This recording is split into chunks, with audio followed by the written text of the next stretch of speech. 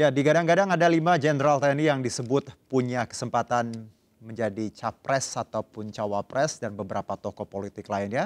Untuk membahasnya kita sudah terhubung bersama kami via Zoom ada Ketua DPP Partai Golkar Dev Laksono dan Arief Budiman, staf khusus Ketua Umum DPP Partai Perindo. Selamat sore Bang Dev, Bang Arief, apa kabar?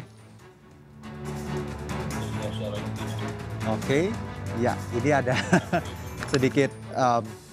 Oke, audionya sudah clear ya, Bang Dev? Oke, sebentar. Ya, kita masih bicara mengenai bagaimana pesona jenderal memikat parpol dan kita sudah terhubung dengan 2 narasumber kita. Masih kita coba perbaiki audionya. Oke, Bang Dev, Bang Arief, selamat sore. Sore. Oke, sehat-sehat ya semuanya ya. Alhamdulillah. Oke, saya ke Bang Dev dulu. Sebelum kita bicara Golkar ya, dan juga ke Bang Arief sebelum bicara Perindo. Bagaimana Anda, Bang Dev, melihat potensi beberapa jenderal yang mulai dilirik banyak pihak ini? Ya kalau banyak yang melirik jenderal itu memang adalah hak pilihan politik masing-masing ya. Kalau kita kan Golkar sudah jelas. Calon presiden kita adalah Pak Erlangga Hartarto. Cuman yang banyak orang bertanya itu Pak Erlangga nanti akan maju dengan siapa. Nah, itu memang kita belum putuskan. Apakah dengan siapa itu belum tahu. Tapi kriterianya memang kita sudah ada dan namanya kita sudah rangkum dan sudah kita kita vetting terus lah calon-calon potensi. Dan ini sesuai ini ya Bang Dev ya, Munas dan Rapimnas kemarin ya bahwa nama Pak Erlangga sudah dideklarasikan seperti itu ya? Sudah final. Sudah final ya? Dan mengikat, final and binding. Jadi sudah tidak bisa diganggu lagi. Berarti tidak ada, let's say, ya kecil untuk perubahan itu ya? Sangat. Bukan tidak kecil, tidak mustahil. Ada perubahan itu. Oke, baik. Saya ke Bang Arief. Bang Arief, kalau dari Perindo sendiri, melihat bagaimana komposisi kita tahu dari 2004 sebenarnya nama-nama jenderal sudah mulai biasa di Pilpres dan 2024 ini bahkan disebutkan banyak sekali. Apakah Perindo melihat potensi ini yang ada di nama-nama yang kami sebutkan tadi di awal? Ya, terlepas dari urusan kepartaian, ini kita bicara jenderal. Jenderal apakah masih punya daya pikat? Saya pikir ya tergantung dari bagaimana pembicaraan antara para jenderal-jenderal itu ya dengan partai-partai politik. Kalau bicara tentang capres, saya kira itu masih terlalu jauh ya. Kita tahu masing-masing partai sudah punya standingnya, sudah punya keputusan finalnya masing-masing. Seperti yang tadi Pak Dev sebutkan, Golkar sudah jelas posisinya. Jadi kalau bicara masalah jenderal, saya kira itu tidak ada pengaruhnya dalam kontestasi capres-cawapres ya, saya kira ya. Tapi kalau bicara jenderal sebagai pemikat elektoral katakanlah begitu. Ini juga kita perlu cermati juga Mas Juno. Misalnya ya, di tahun 2019 itu kalau saya tidak salah dari data yang saya punya, caleg purnawirawan, caleg purnawirawan dari ada Pak Gatot Bramantio waktu dulu. Saya sempat ingat mungkin ya. Kalau kita bicara pileg ya, kalau kita bicara dalam konteks elektoral untuk partai, jenderal-jenderalnya memikat untuk dapil gitu ya. Dari 155 itu yang masuk hanya 8, saya kalau nggak salah. Ada Pak Ludwig, salah satunya ada di Golkar. Ada Pak Sturman Panjaitan, ada juga yang incumbent ya, ada Pak Guntur Sassono dari Demokrat. Hanya 8. Jadi pertanyaannya sekarang adalah, apakah jenderal-jenderal itu masih punya daya pikat? Ya, kalau bintang-bintang itu punya daya pikat elektoral, saya kira itu ya kembali ke pertanyaan masing-masing dan pembicaraan masing-masing. Dan apakah kalau mereka capres, tadi punya popularitas dan elektabilitas yang bagus seperti itu ya? Ya.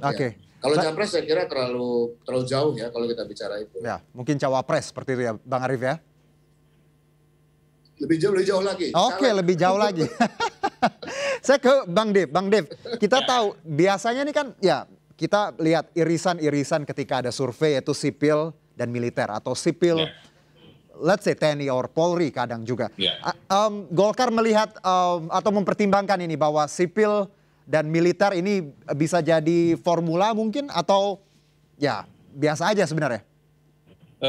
Ya kalau kemungkinan formula dengan militer sih masih belum bisa kita nilai ya. Karena kan untuk kita menentukan karena kalau Golkar kita bicara berarti cawapres karena capres sudah fix, karena enggak. Ya. Nah, siapa itu kita lebih lihat itu realitas dengan elektabilitasnya sendiri. Ya, tadi Mas Arief itu menyampaikan poin yang sangat menarik kan, itu bahwa dari sejumlah caleg aja itu dari 155 cuma yang jadi 8. Nah, itu kan berarti nggak nyampe 10% kan. Nah, itu buat caleg aja. Nah, ya, kalau kita ngomong pilpres apa yang lain, itu belum ya masih sulit kita untuk menentukan, itu masih ya terlalu jauh gitu kan. Tapi ya kita masih banyak pertimbangan. Yang pasti itu siapapun itu harus yang benar-benar sejalan, yang memiliki elektabilitas dan juga yang memiliki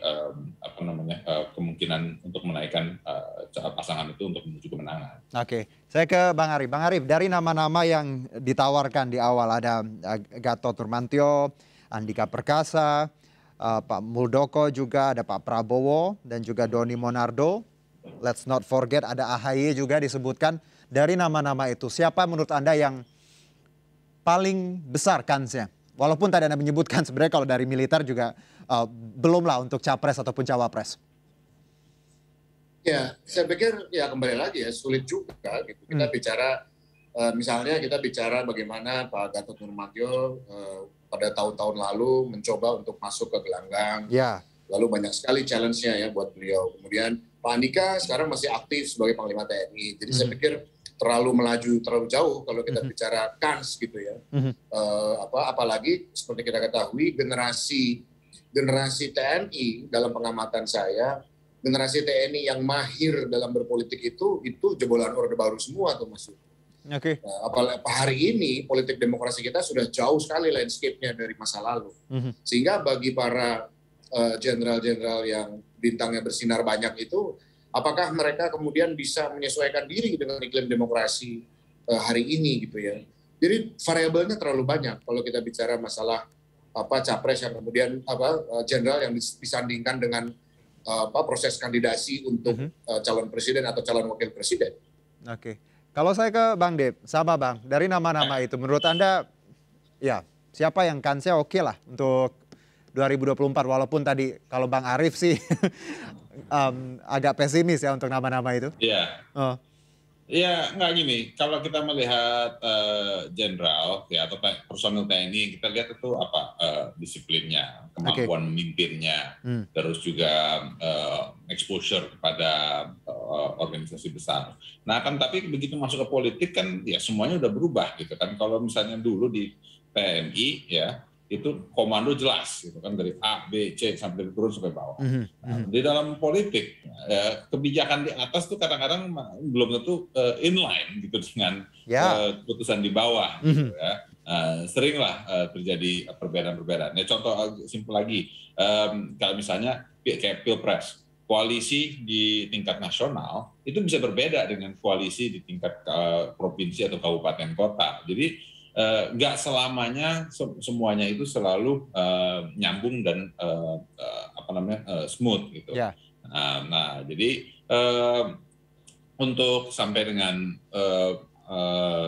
calon-calon jenderal ini ya itu menjadi aset yang baik untuk partai, itu membutuhkan suatu proses dan juga adjustment. Akan tapi figur-figur militer memang tetap dibutuhkan, apalagi kita di Golkar. Golkar ini kan sejarahnya historically ya, itu kan lahirnya juga dari kekuasaan TNI, ABRI lah pada saat itu ya, sehingga masih ada historically lah. Akan tapi bukan berarti itu bisa semudah seperti era Orde Baru. Itu kan sekarang iklim demokrasi sudah berubah, situasi juga sudah beda. Nah, dengan demokrasi yang terbuka hari ini, ya tentu sudah tidak bisa sama seperti dulu. Oke, saya ke Bang Arief. Bang Arief, kalau ya kita lihat tadi dari Bang Dev juga menyebutkan bahwa let's say bahwa untuk saat ini dinamika politik masih sangat cair karena kita belum tahu siapa pasangannya siapa, tapi beberapa partai sudah punya namanya. Kalau bicara nantinya, kalaupun beberapa partai menggabungkan formulasi sipil dan militer ini, apa menurut Anda plus dan minusnya ketika seorang sipil berpasangan dengan seorang militer ketika menuju kontestasi 2024? Ya, tentu kalau secara normatif ya kita ketahui didikan militer itu sangat kuat ya. Kemudian dalam penugasannya, dalam tour of duties-nya para perwira itu juga begitu banyak pengalaman, begitu banyak wisdom, begitu banyak jaringan. Tapi seperti yang tadi Pak Dave katakan, ketika sudah masuk ke alam politik ya sudah beda. Apalagi ini jump-nya terlalu jauh ke capres-cawapres begitu ya. Saya kira ya kalau bicara nilai plus itu akan kembali kepada kepribadian masing-masing. Contoh misalnya kalau boleh saya mengambil contoh dari Pak T.B. Hasanuddin misalnya. Pak T.B. Hasanuddin itu kalau saya tidak salah dalam track record karir militer beliau lebih banyak menjadi ADC ya, di ajudan dalam program Sesmil 2 presiden. Tapi beliau memiliki akar yang kuat di masyarakat. Itu tidak ada hubungannya dengan tour of duty-nya beliau dan kekuatan politiknya beliau ya, itu kekuatan pribadi. Jadi saya kira ini tidak ada kaitannya secara langsung ya, karena seperti yang Pak Dev katakan tadi juga zaman sudah berubah, sudah tidak ada lagi dui fungsi di mana seorang perwira itu dari bawah, tengah sampai ke atas itu engagement-nya dengan masyarakat juga tinggi gitu ya. Tiba-tiba yang bersangkutan pensiun lalu harus mengarungi samudera politik. Waduh, itu challenging saya kira. Jadi ya. Baik. Saya ke Bang Dev satu saja Bang, singkat saja karena waktu kita terbatas. Yang dicari Golkar dan Pak Erlangga Hartarto, pasangan seperti apa? Ya, yang dicari pasti tentu harus memiliki satu visi misi yang sama dalam menjalankan roda pemerintahan nanti. Nah, terus juga kan kita mesti lihat elektabilitas dan juga mesti dilihat juga respons pada masyarakat terhadap paketnya itu. Nah, ya itu semua satu paket, secara keseluruhan untuk kita menentukan calon presiden wapres kita itu siapa dan bagaimana nantinya ke depan. Baik, Bang Dev dan juga Bang Arief, terima kasih. Kalau judul dialog kita hari ini ada personal jenderal memikat parpol, ternyata belum tentu ya, ada belum tentunya di dalam kurung ya. Jadi personal jenderal belum tentu memikat parpol. Terima kasih Bang Dev dan Arief, sehat-sehat untuk kita semua. Selamat beraktivitas. Assalamualaikum. Waalaikumsalam. Kami akan jeda terlebih dahulu, tetap bersama kami di MNC News Now.